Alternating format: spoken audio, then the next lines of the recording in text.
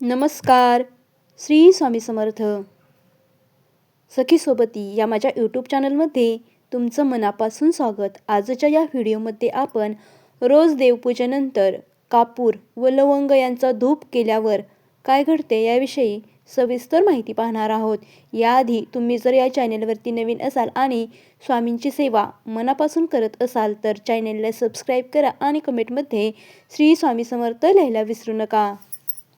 आपल्या हिंदू संस्कृतीत धूप हा केवळ सुगंधासाठी नसून तो ऊर्जा शुद्धीकरणाचा प्रभावी उपाय मानला जातो.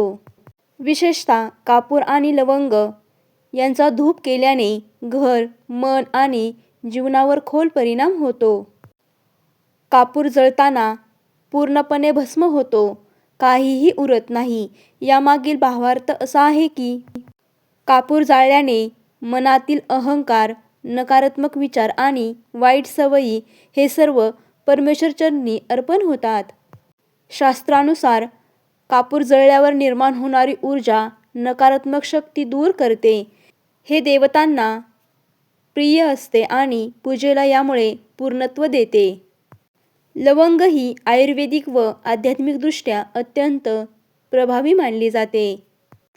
लवंगेचा सुगंध सूक्ष्म स्तरावर वातावरण शुद्ध करतो, दुष्ट शक्ती, वाईट दृष्टीपासून संरक्षण देतो, मन शांत व स्थिर ठेवतो, वाणी व विचारावरती सकारात्मक परिणाम करतो. घरामध्ये रोज धूप केल्यामुळे घरात बदल होतात, नकारात्मक ऊर्जा नष्ट होते.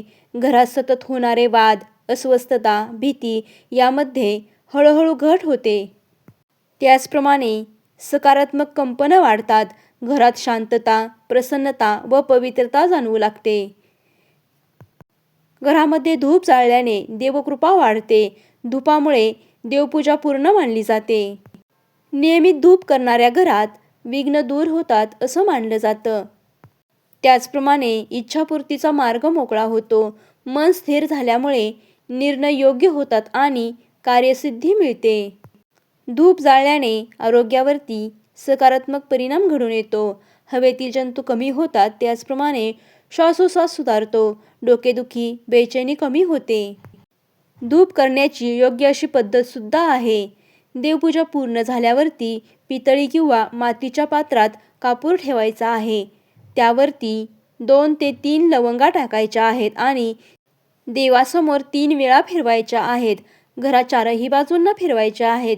मनात शांत प्रार्थना करायची आहे. हा धूप नेहमी सकाळी देवपूजेनंतर आणि संध्याकाळी सूर्यास्तानंतर करायचा आहे. महत्त्वाचे म्हणजे धूप करताना राग, घाई किंवा नकारात्मक विचार मनात आणायचे नाहीत. त्याचप्रमाणे धूप करताना नेहमी श्रद्धा व शुद्ध मनाने करायचा आहे. कापूर व लवंग यांचा रोजचा धूप हा एक छोटासा उपाय असला तरी तो घरातील वातावरण, मन शांती आणि आरोग्य, आध्यात्मिक प्रगतीसाठी अत्यंत प्रभावी आहे. जिथे शुद्ध मनाने धूप केला जातो तिथे संकटे टिकत नाहीत. त्यामुळे रोज देवपूजा केल्यानंतर कापूर व लवंग यांचा धूप करण्याला आपल्या शास्त्रामध्ये विशेष महत्त्व आहे. त्यामुळे रोज देवपूजेनंतर कापूर व लवंग यांचा धूप आवर्जून करावा. यामुळे घरामध्ये सकारात्मक ऊर्जा निर्माण होईल. सांगितलेली संपूर्ण माहिती आवडली असेल तर व्हिडिओला एक लाईक नक्की करा आणि व्हिडिओला शेअर करा. धन्यवाद. श्री स्वामी समर्थ. जय जय स्वामी समर्थ.